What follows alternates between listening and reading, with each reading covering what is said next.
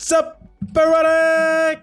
Couch Mills here, coming at you with a brand new Valorant video. And in this video, we gotta break down insta-locking because a lot of people are having problems with it. Most of the time, people are having throwers on their team that just insta-lock, right? And that can be frustrating, but I think there's another conversation that we need to have, which is people that want to play a character but feel like they can't because they don't want to insta-lock her. And let's really break down this question that was posed on Reddit because I think a lot of you can kind of relate to this situation. So the post was titled this: Agent 4, quote, I want to insta-lock Reyna, but I feel bad about locking, so I hover, but then someone else insta-locks her and baits, question mark.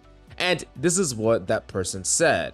I love Reyna. Being able to solo queue risk-free hold off angles is amazing. I don't even care about the heals, and not worrying about flashing teammates is great. But when you lock Reyna, unless you top frag, you are that Reyna, and I feel guilty if I perform poorly. And she's in demand, she has the highest pick rate, and I want to get a niche agent. I actually like Cypher more, but you can't lurk in solo queue. Now, this is going to be a really common problem for a lot of people because honestly, Reyna and Jett, if you are better than the enemy team, if you are the best player on your team, that's going to be probably the best character you can have the highest impact on in ranked play. Especially mechanically, these characters give you the tools to potentially get a kill and get out very easily, meaning you could take multiple 1v1s, and if you're better than the enemy, of course, you're going to get more kills overall. That's why they have the highest pick rate, and that's why Smurfs play them the most, if I'm being honest. Now, something that I often tell people is that if you really want to improve, you need to specialize in a small agent pool. Trying to play every single agent is just going to make you mediocre at all of them, and there's so many different scenarios that you need to actually feel through in game, and that's why if you want to be a Reyna main, you should be playing Reyna as much as possible. And I understand, hey, I don't want to insta-lock, I don't want to play the character because I'm afraid I'm going to throw. Well,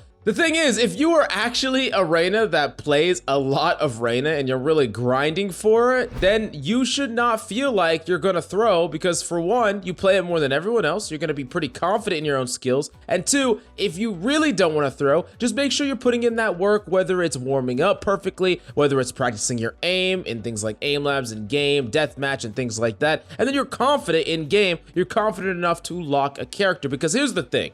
You should lock a character that you want to main and want to play. I know a lot of people are going to be like, hey, no, they should always just wait around and perfectly fill because I want a perfect team comp. Well, that's the thing. It doesn't really matter at the end of the day if you are not playing characters that you're trying to get good at. If one game you're playing Viper and the next game you're playing Sova and the next game you're playing Jett, like I said, you're going to be a jack of all trades, master of none, and you're just going to be floating around a mediocre rank. That's not what you want. You want to be extremely good at the characters you do play. Now, that being said, if you want to be someone who goes out of their way to pick the characters they want to play, you have a certain amount of responsibility to perform well on these characters, especially when you pick characters that are in high demand. And that's what I said when I said grind your mechanics and make sure that you are going to perform. Do things outside of that specific match so that you are ready to dominate in that game. You see, there's a certain amount of cocky confidence that you have to lock these characters in the first place, but that actually works because you need that same level of cocky confidence when you're playing the character, when you're taking duels. It really kind of goes hand in hand, if I'm being honest. Now, you can't have false confidence. You can't just be like, oh, I'm going to dominate on Reyna. I don't play her. I don't think I'm that warmed up. I'm not really that mechanically good. But you know what? I'm just going to lock the character and run it down mid every game and pop off. No, you're not going to pop off. You're going to go like 1-11, which would absolutely never happen if you just went to the GameLeap website and saw our fragging videos. But back to the topic at hand, I think duelist players need to understand that at the end of the day, you are the most sought after role. You're going to be the role that everyone picks. If you ever climb to a point where you want to play in scrims, you're going to be the role that is the most difficult to prove yourself on because everyone wants to be a Jett player for a team.